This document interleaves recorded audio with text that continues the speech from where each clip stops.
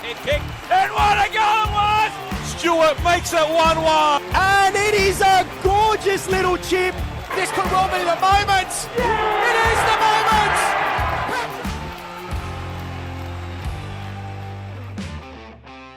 Hello and welcome to Kickoff, Football New South Wales' official podcast for the NPL men's and women's competitions and also the Football New South Wales Leagues competitions.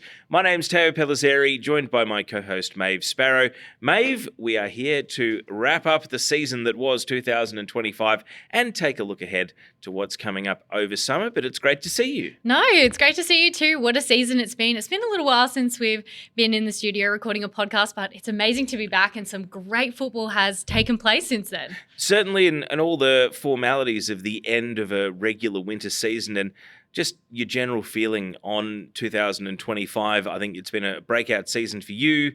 Thank you. Becoming known around the Football New South Wales circles. So what were your experiences of grand finals and gold medal night like generally before we delve into the specifics, which will be the most of today's podcast as we recap the end of the season that was? Well, the NPL grand final, I've never been at a grand final in a stadium before. So the atmosphere was just electric. It was an amazing game to be a part of, and then also doing the coverage for it, like all those storylines and backstories. But in lead up to that, also the media day, getting to speak with the players one-on-one. It was really great to do that as a little bit of a preview before the matches. But there on the day in Jubilee Stadium, it's just another level. Like finals football for me is just above all else a great experience. And the football that was played, especially in the women's side with Bulls Academy FC and Arpia, that clash was very intense. Like 1 minute Arpia was leading, 1 minute Bulls were leading. So it was an amazing day and something I've never experienced before, and I'm so grateful to have been a part of it. And we also had our awards night as well. That was at the Randwick Racecourse. And yeah, it's a night of nights. You know, everyone from the NPL is there giving it their best. And it's nice to see everyone out of their football gear and out of football mode. So it was really, really good. Be honest, we'll get into the winners later. Were there any players that you saw but didn't recognise because they weren't wearing their football kit? Because that's probably the number one thing you notice about awards night, isn't it? Honestly, I'm going to say Ellie Kerr from Manly United, who's also a part of the Football New South Wales team. I didn't recognise her. I was like, oh my goodness, seeing her outside of her, football uniform and also the Football New South Wales gear was so shocking. Yeah, if they don't have the logo on what they're wearing, it's a very different appearance, isn't it? I mean, she looked stunning, but I was a little bit taken aback, like, oh my goodness. Also too, Ash Croft who's also been on the pod, she looked stunning and I was so, taken aback. I was like, oh my gosh, I didn't recognize her before I, started chatting to her. It was a really good night. So the football wheel keeps turning. We will finish this podcast by touching on the New South Wales involvement in the Australian Championship, but we have so much to look back on. We will start with the Gala Awards night and then a bit of a recap of the grand finals and putting a bow on the season formally. This is Kickoff, the official podcast of Football New South Wales' NPL competitions and leagues competitions. Mitre is the official ball sponsor of NPL New South Wales and Football New South Wales leagues competitions. Visit Mitre Sports Australia for all your football needs. Mitre, a different league. Welcome back to Kickoff. So, Maeve, let's get into the 2025 Gala Awards night. You touched on Randwick Racecourse there. Very busy night, lots of people in attendance. I'll run through some of the initial awards before we get on to some of the individual winners. So, the Fair Play Awards, League 2 men's was Hawkesbury City, League 1 women's was Nepean, League 1 men's the Newcastle Jets. NPL New South Wales women's was the University of New South Wales, and men's was Manly United. So well done to those clubs who conducted themselves well through the season, winning the Fair Play Awards. The club championship is always interesting. It's always a much sought-after award internally within clubs. Definitely. So good to see it celebrated. League 2 men's, Hurstville Zagreb. League 1 women's, Hills United. League 1 men's, SD Raiders, of course, accompanied with their promotion up to the top flight of football in the state. Women's was Arpia Leichhardt and men's was Arpia Leichhardt as well. So a great season for Arpia, winning the club championship in both women's and men's. Definitely. They didn't win every trophy they wanted, but certainly it's reflective of a healthy club, not just healthy senior teams. 1,000%. And also too, there on the night, they're all supporting, people within their own club and also the other clubs that were there as well. And, they had an amazing season this year, not just in the women's side, but also in the men's side as well. It was really great to finally see them get their flowers. Let's get into some of the individual awards then. Reserve grade Golden Boot. League 2 men's under 20s was Chisholm Brown of South Coast Flame. League 1 women under 23, Portia Berrius of Hills United. League 1 men's under 20s, Lachlan Satut of Bulls Academy. Women's under 23, Juliana Nicholas of Sydney University, and men's under 20s was Tom Parks of the Northern Tigers. And then under 20s and 23s Player of the Year awards. League 2 men's, it went to Toby Widgers of Nepean FC. Women's under 23, Isabella Beresford of the Central Coast Mariners. Men's under 20s was also Lachlan Satut of Bulls Academy. Women's under 23, Kaylee Shannon of the Gladesville Ravens. And men's under 20s, Max Court of Arpia Leichhardt. And a lot said about Max Court because, of course, he played Senior Australia Cup as just a 16-year-old, and he was also in the National Youth Championships as well, playing for New South Wales. Let's go to the referee of the year, and I'll get your thoughts on this, Maeve. Yes. NPL Women's Referee of the Year was Charlotte Flynn, and NPL Men's Referee of the Year was Jake Rose. And a great chance for us to celebrate the referees because, of course, Football New South Wales does a great job bringing through the refereeing talent and taking care of the senior established referees as well. Of course, Charlotte has had an amazing year. And for me, when I'm doing Match of the Round or socials content, I always like to highlight the referees as well because without them, the game wouldn't go ahead. We need that person who is conducting the game and being, the conductor of, the beautiful orchestra that is football. And Charlotte, she's absolutely had a breakout season this year, reffing some of the biggest games, especially the NPL Grand Final. She really deserves this award in my opinion. And it's really great to finally see, her on the big stage, and I'm excited to see what's to come for her. And Assistant Referee of the Year, NPL Women's went to Amber Morris and NPL Men's to Patrick Telecki. And with the start of the Australian Championship, the FA Head of Referees, John Moss, did say in pre-season that it's great to essentially double the number of national appointments for these referees. So if you're a young referee or you're splitting refereeing and playing and you're thinking, what's the pathway? I see the same referees refereeing the A-League every week. How do I get there? Yeah. Well, there's now, there are 8 new games that need a referee every week. Obviously, you've got your senior NPLs. There's lots of senior football. So lots of pathways are open for referees. And if you really apply yourself to that pursuit, you can rise through the ranks of the game now. Definitely. When I was at the Football New South Wales Women in Leadership Conference, we also had some great referees who have reffed A-League, who have also been a part of the NPL, and hearing their stories as well and their journeys. For me, I find I don't really know that much about referees. Everyone, I think, kind of dismisses them like, oh, they're just a ref, but they have so much knowledge and, amazing backstories to why they became a referee and why they love it. And definitely, if you are considering being a referee or someone who's interested in being a referee, I definitely would recommend getting in touch and trying to find out the pathways because there's now more than ever more opportunities, especially in the women's space for women and female referees. Continuing through our awards from Gala Night, Goal of the Year went to the veteran Adrian Uccino from Arpia Leichhardt for his amazing goal at Wynn Stadium against Wollongong early in the season. Now, the top scorers, the Golden Boots, men's at League 2, Jyden Harb of the South Coast Flame. Very excited to say, one of our guests on the podcast, yes. Women's League 1, Jordan Baker from St George. I think she pretty much had it wrapped up when we spoke to her, but definitely made it safe, winning the Golden Boot there. Women's NPL was Sky Halmerick of NWS Spirit.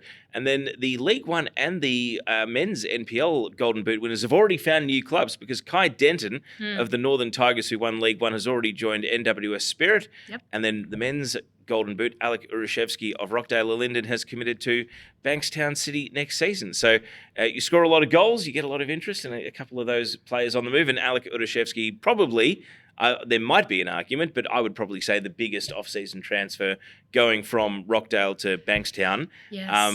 It hadn't been announced at the time of Gala Awards night, No. but it's certainly been announced in the week since. Yeah, definitely a big transfer, as well as Sky. She is now playing for Sydney FC in the A-League, so that was a big signing as well. And she's so young, incredibly humble, and it was great to actually chat to her and do an interview with her post to winning this award. She is honestly a threat on and off the field. She's an amazing player. Now let's get to the goalkeepers of the year. More podcast guests hiding away in here. League 2 men's goalkeeper of the year was Michael Rutherford of Hurstville Zagreb. League 1 women's Natasha Pentecost of SD Raiders. League 1 men's Bodie Denton of the Northern Tigers. Women's New South Wales NPL goalkeeper of the season Sarah Langman, fresh off winning the A-League goalkeeper of the year as well. So a couple of awards for her. And then James Hilton, who I can't remember, was it you or Annabelle Banfield who was interviewing James Hilton back at the start of the season? Was that your first podcast, Maeve? My memory's failed me here. No, that wasn't me. That was Banfield. But I did do an interview with him on the night, and he was so shocked that we wanted to chat to him. And honestly, shout out to him. He did an amazing job all season. Yeah, a great season for James Hilton, and we did speak to him early in the campaign when Marconi were up and flying, and it's not a surprise that he continued his great form. He also had a penalty shootout win in finals as well, so in addition to some excellent goalkeeping in the game. So congratulations to the goalkeepers of the year. Now to the coaches of the year from Gala night. League 2 men's Valerio Silvestro of Hurstville Zagreb. League 1 women's Alan Tasses of Hills United. League 1 men's Gabriel Knowles of University of New South Wales. NPL women's Martino Marti Garces of the Bulls Academy, and NPL men's Franco Parisi of Apia. So lots of title-winning coaches, winning coach of the year. Just University of New South Wales. They've won promotion, so the Village Green will be in the NPL for both men's and women's next season. They won promotion in very dramatic fashion with a last-minute goal in order to win on the last day of the home and away season. So great for Gabriel Knowles to get recognised for that, and University of New South Wales heading to the top division. And the Village Green, it'll be interesting to see what it's like for away fans in the men's. It's a very nice day out in the women's, but you can catch the light rail right to the doorstep of the Village Green at the University of New South Wales campus. So it'll be fascinating to see that venue in the top division of men's. And of course, we had Claudio Fabiano come and join us right when they were in the midst of that title battle, and they got over the line in the end. I was just going to say that since, they've been promoted, I've seen Claude a few times, and he's just so proud of his club. I think he, bleeds the yellow and black for UNSW, and it's so amazing to also have that community around UNSW. The promotion was such a big deal, and of course they had to win in dramatic fashion. That's what all promotion is about. It's about the flair, the entertainment, all of that aspects. I think that's what made it a great game for me, not just the football, but also the entertainment aspect. Now, the Charles Valentine Award, the highest honour in Football New South Wales for outstanding service to the game, was given to Sutherland Sharks president Greg O'Rourke, who's worn many hats. He's been the chairman of Football New South Wales, commissioner of the APL. He's also been the head of the A-League, and he is now back at the Sutherland Sharks with a very important role overseeing their evolution as a club. Of course, they developed their facility so much. They're now going through a big upheaval with their on-field team, having just hired David Perkovich as their new coach for 2026. But Greg O'Rourke, someone who's been involved in football for longer than I've been alive, never mind yourself, Maeve. So fantastic for him to be recognised with the Charles Valentine Award. Definitely. What a resume there. You hear all of those, and to actually put that into context, he has been working in football longer than both of us have been alive. And when he accepted the medal, he was very grateful, very humbled by accepting this award, and he really deserves it. That list of achievements just speaks for itself. I think also it's a testament to the fact that it feels like he's hard at work with Sutherland, and there's a lot more to come. So it's great to have almost a lifetime achievement acknowledgement for someone who is still going to be doing so much more for the NPL and for Sutherland Sharks into the future. Now, the Players of the Year awards, the big prizes for the individual standout of the season. League 2 men's Jyden Harb of South Coast Flame. League 1 women's Isabella Scaberis of Hills United. League 1 men's Robert Eramugo of the Rydalmere Lions. NPL women's was Sky Halmerick of Spirit, so she doubled up with Golden Boot and the Player of the Year. And then NPL men's, yet another one of our podcast guests. I reckon our producer, Mark Stavroulakis, does a pretty good job booking the guests for us on Maybe this pod. we're the good luck charm. Well, Maybe if you come on the podcast, then you win the award. I would like to think we're a good luck charm, but I actually think it's just excellent booking of our guests. Well, yes, I think so too. Stav does an amazing job. Nicholas Olsen of the Wollongong Wolves, he was having a great season, and when we spoke to him, we went on his playing journey around the world, Middle East, Southeast Asia, trying different leagues and competitions and clubs in Sydney, in Melbourne, and now settled at the Wollongong Wolves for this season and playing his best football and the standout in a team that maybe didn't achieve everything they wanted to in the NPL in a team sense, but he still got acknowledged for an outstanding season. I think for that episode, I should have brought my passport, really. We went everywhere, and when he accepted the award, he was quite emotional, I think, with the season that Wolves have had, and then also for him personally, this was a massive year for a multitude of reasons. And getting this acknowledgement for him, I think, was a bit of a shock. And at the same time, he was just so, appreciative, grateful, and it was really nice to hear what he has to say after he won the award. He was just so, proud and taken aback by winning this. And it's such an amazing achievement for him. And, it was really great to also speak to him after winning such an award. And same with Sky as well. Sky, she, took 2 awards home that night. And same thing. She's just had an amazing season. I'm really excited to see what comes for her. It's hard, I think, for teenagers to appreciate the honour roll and the names that they join Definitely in history when they win the award. So young, to use a comparison, Charlie Grant in the Matildas, she won the South Australian Award as a 17-year-old, playing in their NPL some years ago now, I think in 2018. But again, Sky Halmerich's 17 turning 18. Yeah. You hope for the best for the rest of your career, but I'm sure it's something in 10, 15, 20 years' time. She'll look back on the honour roll of names and say, there I am as a teenager. What an amazing achievement. Yeah, and also too looking when in the future being like, wow, this is where she started and at such a young age, and now this is where she's headed. Like, it's so amazing. And I definitely agree, you see that honour roll of names and you're like, oh my gosh, that's a ex-Matilda, or that's a Matilda now, or that's this person. And joining that honour roll of names is such an honour and a privilege. And I think a lot of these players were so grateful. I think that's what really stood out to me was the people who were so appreciative and grateful, not just for, their clubs, but also for their support systems around them, as well as, everything that the NPL competition offers for them. So that's all the awards. Before we take a break and move on to talking about the grand finals, last word on awards night, Maeve. What impression did it leave you with, and how would you like to sum up the night that it was out at Randwick Racecourse?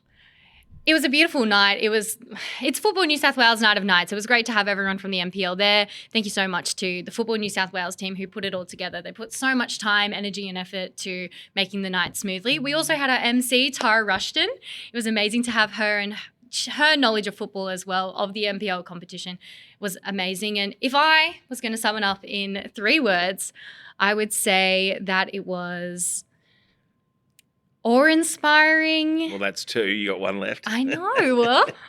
Awe-inspiring and fabulous. Thank you, Maeve. We'll take a quick break here on Kickoff. When we come back, we will look back on the grand finals on what was a bumper day out at Jubilee Stadium. Day after day, Kappa rewrites the concept of sportswear. Kappa means teamwork, past, present, and future. Kappa never stops, 'cause winning starts within. 2 people, 1 brand. Kappa. Welcome back to Kickoff, and as our season wrap show continues, let's go to the grand finals in NPL men's and women's. They were both on the same day, just over a month ago as we record, out at Jubilee Stadium. And Maeve, let's start with the women's. I was having a bit of a discussion with Nicola Posda and some of the other avid followers of NPL women's that the grand final is regularly high scoring and just regularly crazy in terms of the patterns of scoring. I think, and I don't have the stat to hand, this is the 3rd time in 10 years. Wow. The score in the grand final has been 4-3. There have been 4-4s. There's been a 5-4. Wow. So, yes, this was one of the great grand finals, but it turns out that kind of every year is one of the great grand finals. isn't it nice to have a competition that always delivers for us on the big day? Oh, 100%. And also, too, I always say finals football is the best type of football. Everything is on the line. Every moment of the season has amounted to this moment. Both teams want it. Both teams are hungry for the win. You've got your supporters. You've got the energy and atmosphere there. And I just think it's great football, and then it goes up to the next level, and it's amazing. And it was great to be there on the ground witnessing this. It was amazing. So Apia were 2-0 up, Sophie Hoban and also Alyssa Rose, and they had a big chance to go 3-0 up when Ashley Crofts was denied by Mio Nomoto, who came out of her penalty area to nick the ball off Crofts' feet. Yes. 3-0 would have been a very different story to 2-0, because at halftime, 2-0, people were milling around the commentary position and coming out of the press box, and we all said, Bulls just need one. They were absolutely threatening a comeback, and then sure enough, that's exactly what we got in the second half. Well, Soph Hoban's goal was, honestly, 7 minutes into the match, she was locked in. Her eyes were on the prize. She wanted to score that goal. And I find watching her on the field, she just gets this kind of like, I don't know, she's like a shark. She never stops moving. She's always trying to find the goals and, put herself in an optimal position. And then, I agree. At halftime when it was 2-0, Bulls just needed one. And luckily they did get one not soon into second half. Yep, 10 minutes into the second half, it was 2-1.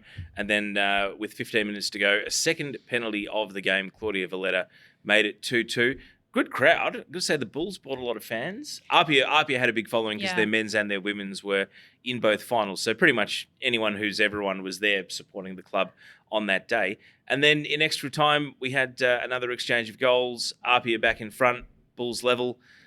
Bulls take the lead, and then Apia has a penalty to draw level, which Mio Nomoto saved. So it was a pretty fascinating and incredible end to the game. And Apia won't believe they didn't walk away with the trophy, and Bulls get to enjoy and celebrate being the top team. Well, with the crowd, one thing I love about Bulls is they always bring their cowbells. In the crowd, there's people ringing their cowbells, and in the preview lead up for the media day, I was talking to Captain Liz Gray, and she was like, yep, make sure you bring your cowbells down. And it was just next level because they bring them throughout the season, but to have, the ruckus of all of them there with their cowbells cheering on their squad was amazing. And Liz Gray scoring the winning goal was honestly just an amazing moment to see. Had a very good career, Liz Gray, because she'd scored in the grand final 10 years earlier. Yes.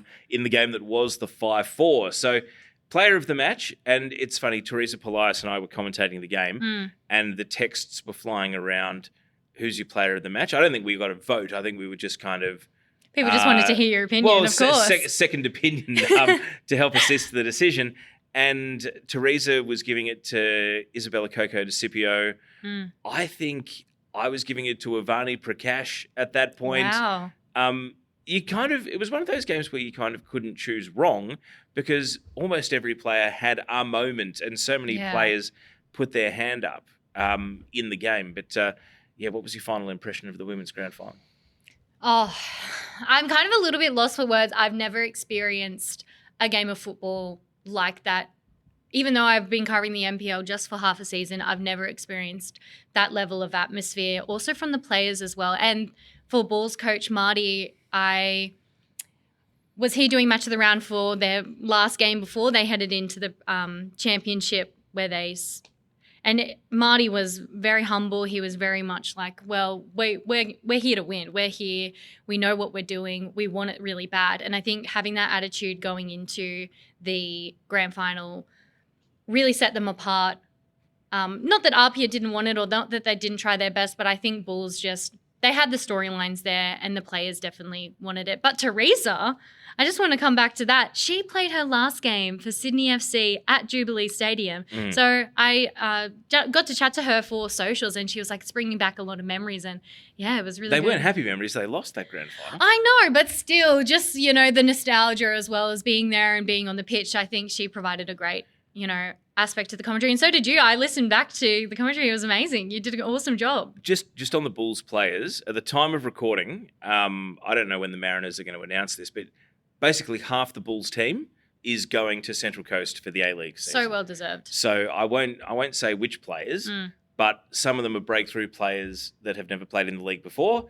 Others are looking for a new club. Others are coming back to the league after a few seasons out. Yeah. But that winning environment at Bulls Academy has definitely made an impact on Corey Babington, the Mariners coach. And this might be old news by the time you hear the pod, but if you're listening to it next week and the Mariners still haven't announced those players, very much a case of Bulls FC Academy. I reckon 5 or 6. Wow, some big signings from that team are going to be playing in the A-League this summer, which is, a great acknowledgement for them. But it also makes Bulls' task a lot tougher because they don't start the new season with those players because they're going to have to wait until May, possibly even June, for those players to be back available to them next winter. So they're going to have to go to their under-23s team and go to the market. And I think if you've got a coach like Marty Garces, the individual improvement of their players means that a lot of players will want to go and play for Bulls.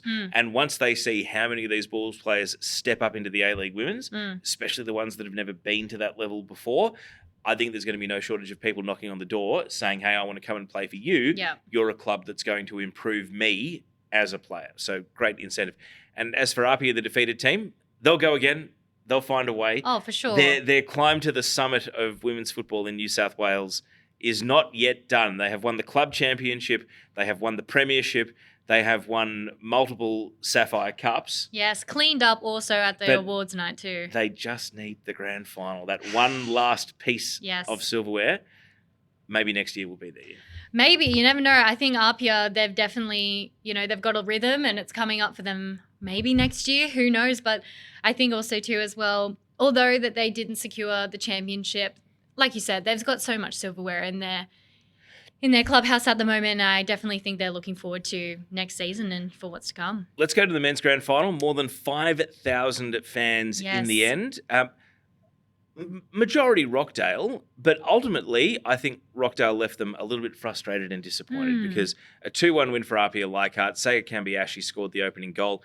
Alika Rashevsky scored the equaliser just 6 minutes later.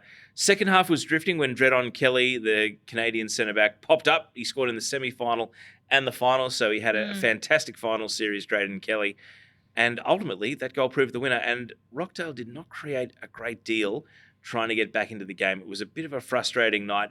It was definitely their last hurrah. The Rockdale fans were holding up banners saying thank you to the long-serving players that were leaving. And as we mentioned earlier in the podcast, Alika Rashevsky moving on to Bankstown City won't be the only player. It's going to be a different-looking Rockdale next season. But it's Apia who leave with the trophy. And they timed their run because at the start of the season when they weren't getting some great results, myself, Nicola Posner, Annabelle Banfield, the members of this podcast, I floated the theory that they were focusing on the Australian Championship and sort of a 13-month season. Yeah. And Franco Parisi really got them to peak at the right time for the grand final. So they come away with the championship trophy and ultimately they've done so in pretty impressive fashion, beating both Marconi and Rockdale to win that trophy. So congratulations to Apia. Yeah, congrats to them. And also Rockdale as well.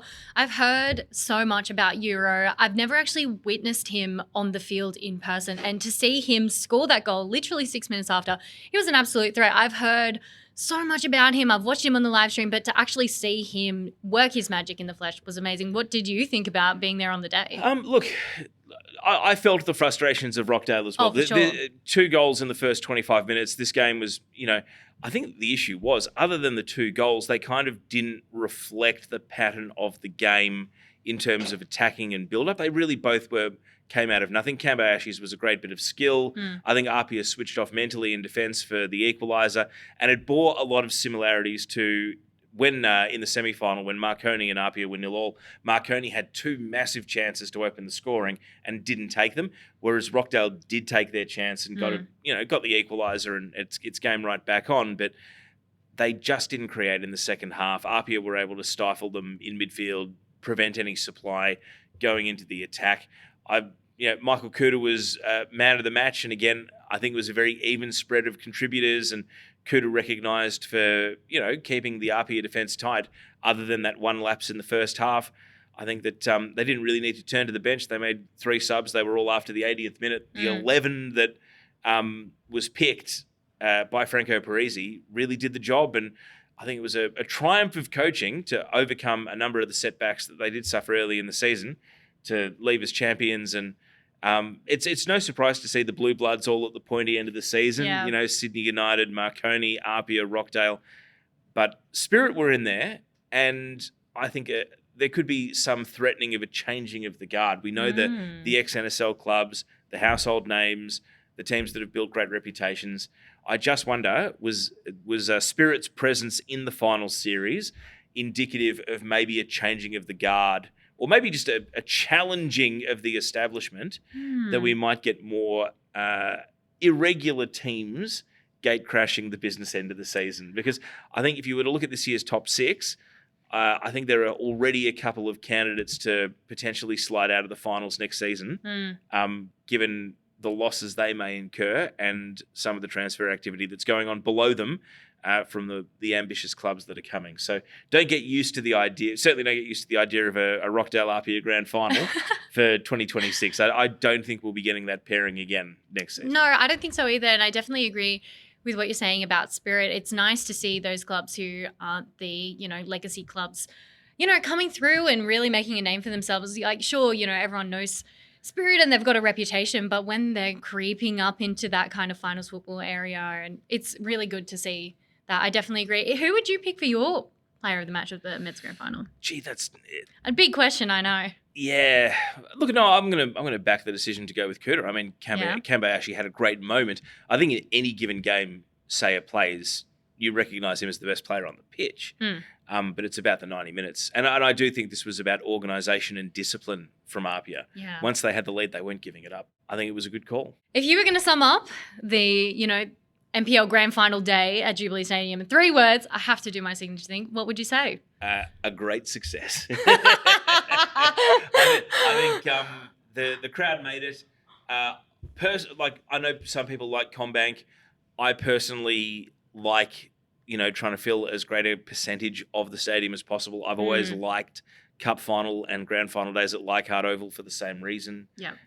So I think the more intimate and the more full the venue, like the same reason I like women's grand finals here at Valentine Sports Park. If the place feels full, I think it enhances the atmosphere. Not to take away from the 2024 grand finals, the men's and the women's, where Combank, I think, added to the sense of occasion of the games. Definitely. But I don't mind that it's set at the same venue every year. I like that we've mixed it up. I agree. I think it just adds a different level to where's it going to be this year, adds the building of the excitement, and where's it going to be, when is it going to be announced. I think that's what really entices me. I mean, having worked in a community level organisation, so not quite as I've worked in a state governing body as well, but setting the grand final and booking a venue, every year the goal would be to do it in February or March, create all the posters, create all the social media content, have an advertising campaign, and from February, you're promoting your grand final on this date in September at this kickoff time at this venue. And so everyone who only comes to one game a year knows when it is. At least they've got like 5-6 months of being reminded when that one game a year is. It's so much more difficult than that, unfortunately. Oh, if only it worked like that. we saw the same thing with the Men's Cup final, which ended up here at Valentine Sports Park.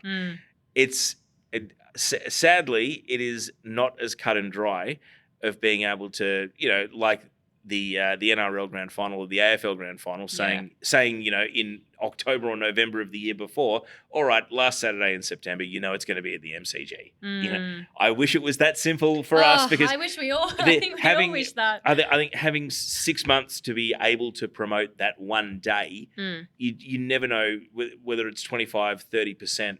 A couple of thousand fans who might only go to that one game a year. Anyway, that's for the competitions team to work out. Yes. I hope they appreciate that I can empathise with the challenges that they face booking the venues, and ultimately the fans vote with their feet, and they did vote with their feet for this grand final because it was great crowds for both. And the competitions team really did an amazing job at Jubilee Stadium. This is my first NPL grand final in a stadium. It was my first stadium experience for a grand final, and they did an amazing job. Everything, in my opinion, and from my end, ran really, really smoothly. So shout out to the Football New South Wales competitions team for pulling it all together. And amazingly, the grand finals aren't the end of the season, because on the other side of the break, we're going to talk about the Australian Championship and a little look ahead to 2026. You're listening to Kickoff. Welcome back to Kickoff. Maeve, it is time for our final segment of the podcast this season, but don't worry, make sure you stay subscribed, because we will be back for our season preview show. Always popular. I'm sure we'll give people plenty of bulletin board material to motivate them next season, but football continues. In fact, it is still going at the moment. You and I are both working on the Australian Championship, where we have no less than 5 teams from NPL New South Wales competing in this competition. Everyone in the NPL scene who's been around for the last 10, 15 years will remember the NPL National Finals. This is different, though. The Australian Championship, for those not familiar, 8 teams who purchased a licence fee as foundation clubs, and then the 8 premiers of each state, or if not the premier because a foundation club won the premiership, the 8 highest finishing teams in the other states. So it has an element of the old NPL National Finals, but it also has some teams that have essentially invested in their seat at the table because they want to play in a national competition. So 16 teams, 8 games a week. Group stage is 6 games each. It's very much like the old school Champions League, 4 groups of 4, and the top 2 in each group go through to the quarter finals. So Maeve, before we run through the New South Wales teams, you got involved in the championship in a working sense. Yes. And you did so. I'm disappointed to say, neither of our participating teams were NPL New South Wales teams. You went and got a look at Broadmeadow Magic against Moreton City Excelsior. What was your first experience of the championship like, seeing these touring teams around the country taking each other on? Honestly, doing my research for the game, both teams really came in a surprising manner. I think Moreton City Excelsior, they definitely were coming in as a very, very strong team. They were coming in as champions and premiers of the NPL Queensland. And then also, too, we had Broadmeadow Magic, who had been undefeated at home up until that game. And also, too, their last loss was 100 and something days ago. So they were really coming in. They were a little bit of the underdogs in this story, but yeah, it was an amazing match of football with Moreton City Excelsior securing the win with some beautiful goals, some lovely celebrations. It was an amazing game. Also, too, Broadmeadow Magic really brought the flair there with all their supporters. They had so many people at the stadium. It was a very boutique stadium. They have the old train seats there from the station. They've also got their massive soccer ball out the front with Broadmeadow Magic on it. It was a very boutique feel, but I really appreciate the atmosphere that it brought to the game. And I've been to Broadmeadow Stadium when Sydney United went up there in the Australia Cup in 2023. Took a lot of away fans as well. That was a night game. I actually think it's nicer for a day game than a night game, Broadmeadow Magic Park. So I reckon you got the better experience of the two. As I mentioned, 5 teams. There was a little transfer window before the Australian Championship kicked off. So some of these teams have brought in new faces, new players. We don't know if they're going to play just the championship or if they're going to stay on in 2026. But Maeve, how about you run us through the 5 New South Wales teams, and I'll just give a quick little update on what people can expect for the remainder of the Australian Championship, because at the time you're listening to this will be, I believe, 2 games of the 6 games into the group stage. Well, actually, before we jump into that, I want to hear your little rundown and your breakdown of the games that you've covered so far for the Australian Championship. Oh, Maeve, I've covered all of them. With some of the freelance work I've been doing, I've had an active involvement in helping out the commentators for each of the games. I've got to say, Friday night was extremely stressful. Yes. Because there was nothing I could do. Josh Parrish, who's the broadcast host and a fantastic commentator, joined David Perkovich, the former Spirit coach, now the Sutherland coach. We put those two together as a pair on the broadcast for the opening night. It was a very different experience for me. I actually don't get that nervous. No, I once had someone who works in TV tell me, if you're not nervous, you're not human. What? And I must admit, I don't tend to get nervous Yeah. anymore, so not a great sign. Well, sorry to break it to you. but no, it was extremely stressful watching people that you've invested in the mentoring and development of go out and actually execute. But across the whole weekend, it was very enjoyable watching the games. But we'll come back to the media side of things after we run through the actual teams on the pitch Let's first. jump into our New South Wales team. First off, we're going to kick it off with West Apia. So West Apia got a really tough group. They obviously have Sydney United in the same group, so we might do those two as a pair because they've also got to go to. They've been to Adelaide and they've won away in Adelaide. Yeah. Sydney United have got to go away to Adelaide still. They've got the away game against Bayswater City, the champions of Western Australia as well. So this is. I don't think it's originally what the clubs necessarily signed up for because when they Sydney United and Apia came in as foundation members, the competition was dominated by teams from Victoria and New South Wales, and they've found themselves in a group where there's the two longest interstate trips that they have to do. But these are clubs that are committed, and I'm sure that in Apia's case, having signed Dom Costanzo from Marconi in particular, West Apia, I should say, playing under the West Apia name, they've brought in a really good, high-quality addition to what was already a championship team. I suspect that they're potential winners of this tournament. They also brought in Yahya El Hindi, capped Lebanon international.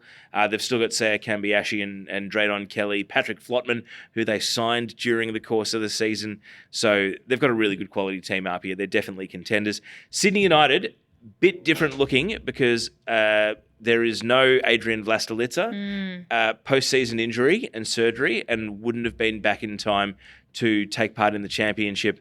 One of a couple of injuries that have left them just a little bit short-suited. Yeah. Ante Juric has got 2 commitments with the Sydney United women's team, which is going to take him out of the dugout as well. So they're going to be relying on, I think, one of the youngest squads in the league. They brought over Farakoko from Manly United. They're promoting a number of players in their early 20s and even teenagers like Michael Protezina, who we saw make his debut with great success and clock up quite a few match minutes during the season. Dylan Rose from Sydney FC, Yes. Great signing, really good player. Been very impressed with him in his performances so far this season. But I think Sydney United, they're going to have a tricky time getting out of this group potentially just because of the injuries to their regular players that mean they're not taking part in the championship. So Apia in good shape. Sydney United are going to have some tough times with the games in Adelaide and Perth. Who would you like to talk about next? Marconi Stallions. Tell us a little bit about them and how they've been going in the group stage and what we can expect Well, from at the them. time of recording, they lost away in Melbourne to Heidelberg, which is nothing shameful about that. Heidelberg, of a course strong not. team, but they had a lot of chances to win to win the game, not just equalise. They've brought in Harry van der Sarg from Manly United. Geordie Swivel joined mid-season. I think he's going to be more prominent during the course of this. William Arkio signed from Tigers in Canberra, the team that used to be called Cooma Tigers. He scored double-figure goals. He's a Canadian who plays for South Sudan internationally. Really good striker, really dominant in the Canberra League. You'd expect nothing less. Of course. But I think he played okay against Heidelberg. It'll be interesting to see if he can become a regular scorer and if this is now indicative that he's moving to Sydney to play in the NPL or if he's just doing this for the championship. I guess we'll find out at the end of the tournament. And Marconi were very keen to promote that they gave game time to 17-year-old Noah Anderson coming off the bench, and he looked like a bit of a live wire playing out on the wing. So Definitely. at the time of recording, I think Marconi's still in pretty good shape to get out of their group.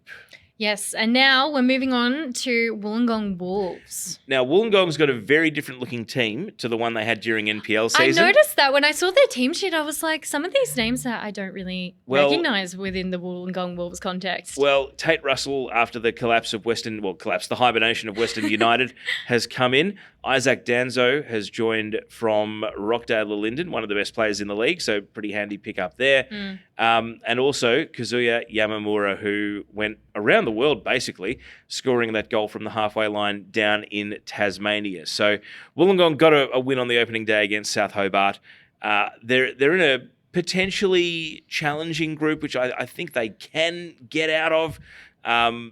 Certainly winning away in Tasmania was perhaps a minimum expectation that they had to take care of business on the opening day because they've got Marconi and also Heidelberg in their group. So one big boy, one team from either Victoria or New South Wales is not getting out of this group. So I think the clashes between Wollongong and Marconi, the clashes between Wollongong and Heidelberg, they'll be some of the best games in this entire Australian Championship. So bring them on. I say I'm looking forward to them. I definitely agree. The Oz Championship football is just next level. It's amazing to see it. But now we're wrapping up with our last NPL club from New South Wales is NWS Spirit. Don't forget Sydney Olympic as well. Sorry about that, Maeve. I've left you hanging. But wow, Tay, come on. Spirit obviously change of coach. David Perkovich is now on the broadcast rather than taking part on the sideline, but still very invested in the success of this team. As we mentioned during the award winners, Kai Denton is there. Aidan Kyra, who's played in NPL New South Wales in the past, has come back. Caleb Jackson-Brown scored in the first round. He came over from Mount Druitt, so going from a relegated team to the Premiers, but excellent signing. And a lot of their regulars who've been good this season, like Simon Nicholas, also Jamie Pachevsky, they're all still there. Some of the youngsters that they gave game time to, Harry Keys. Look, they're in a group with Preston Lions and Avondale. Yes. So again, one big team from either Victoria or New South Wales won't get through. It would be Spirit have defied the odds and have proven people wrong all season. Definitely. They would be doing it again if they get out of this group, so why can't they do it? We'll see if they can. We will see if they can. And also with Perko as well on the broadcast, he's just taken to like a duck to water, really. Well, it's a new experience for him. Obviously, he'll be coaching Sutherland Sharks next season, but pretty handy expert to have, someone who basically knows all the players in the league inside out. It's one thing to come in with a resume, it's another thing to come in with the knowledge. So definitely. Very happy he said yes to doing the broadcast. And yet another podcast guest of ours during the season. Definitely. Maybe we are the good luck charm. I would like to say that. And now, officially, properly, for the last team is Sydney Olympic. Give us a little bit of preview about them. Well, Olympic carrying a lot of weight of history and expectation because obviously as a former NSL champion, one of the blue bloods of NPL New South Wales, they have been going through a 3-season stretch of not having the success that their fan base expects of them. Still put together a pretty good team. Riley Hollingdale came in for the Australian Championship. They've kept Ryan Fuchs, even though there was a bit of a whisper that Wellington Phoenix might have been looking at him because he's a Kiwi, so he wouldn't have counted, obviously, as a foreign player had he joined them. Chris Donnell, former young Socceroo, coming in. They were beaten 3-2 by South Melbourne in the opening game, which was a really entertaining game. I don't think the Olympic fans were too impressed with how they actually played. Yeah. They nearly got away with the draw in a match where they didn't play, at least in the fans' opinion, particularly well. But they remain in a tricky group with Moreton City and Broadmeadow. So we'll see if Sydney Olympic can take care of business and fly the flag for NPL New South Wales and get out of that group as well. I definitely think the Oz Championship is maybe the turning of the tide for them. As you just mentioned, you know, they have been struggling to kind of achieve the results that their fans expect of them. So maybe this is an opportunity for them to maybe find their rhythm, find their feet again and see how they perform in the NPL next year. And one last thing on the championship, if you've been watching it, and watching the highlights or watching the full games, you would have heard some familiar voices. Will Constantinides was commentating. Nicholas Kutniak was commentating that amazing goal from halfway in the South Hobart versus Wollongong game. Lockie Flanagan as well. And then Alex Molchanoff, at the time of this podcast, you will have heard him on a couple of games over the weekend. And even Nicola Posda will be getting in for a couple of games as well. So great for the NPL New South Wales media scene that these guys who've been putting in the effort, you know, 50, 100, 150 games. I mean, probably more in Nicola's case, probably so closer many to games. 200.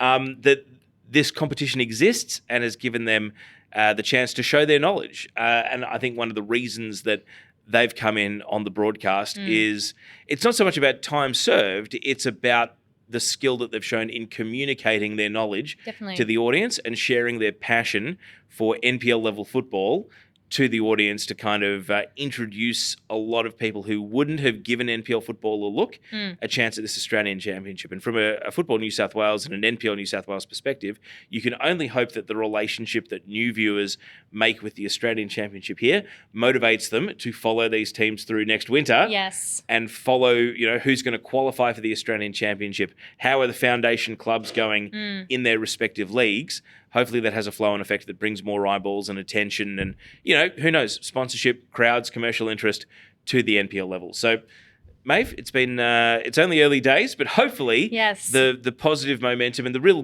good groundswell of feeling about both the football and the setup of the Australian Championship continues. Yeah, it is the inaugural season of the Australian Championship, and I think it's honestly just gone from strength to strength. I definitely agree that this will bring more people interested in the NPL, especially for these foundation clubs. It's a massive tournaments and competitions like this are so important for the NPL to, also highlight the talent that we have in the NPL. We have some amazing players, and this just gives the opportunity for them to show their talent and highlight them on the national stage. And I think it's a really great initiative, and I'm so happy that it's come back and that it will not come back, but it's reinvented itself in a different form.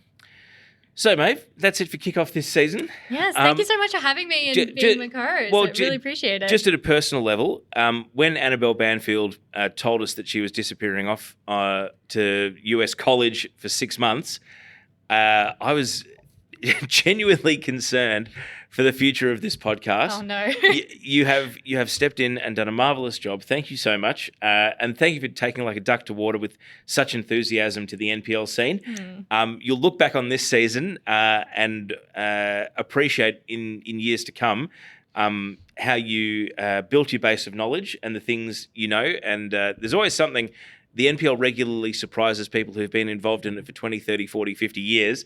So you're never far away from the next thing that'll shock or delight you. And thank you so much for being my co-host this season. No, thank you so much, Teo, for your guidance, support, and just the knowledge that you have. I hope that one day I have even a quarter of the knowledge of football that you do. I being able to just project a bit of confidence can bluff anyone. Don't. Maeve, thank you for joining me on Kickoff. As I said, make sure you subscribe. We will be back on this podcast feed next year for our season previews. You don't want to miss them. 2026 will sneak up quicker than you know with the NPL kicking off in February for the men's, and I expect it'll be March for the women's. Yes.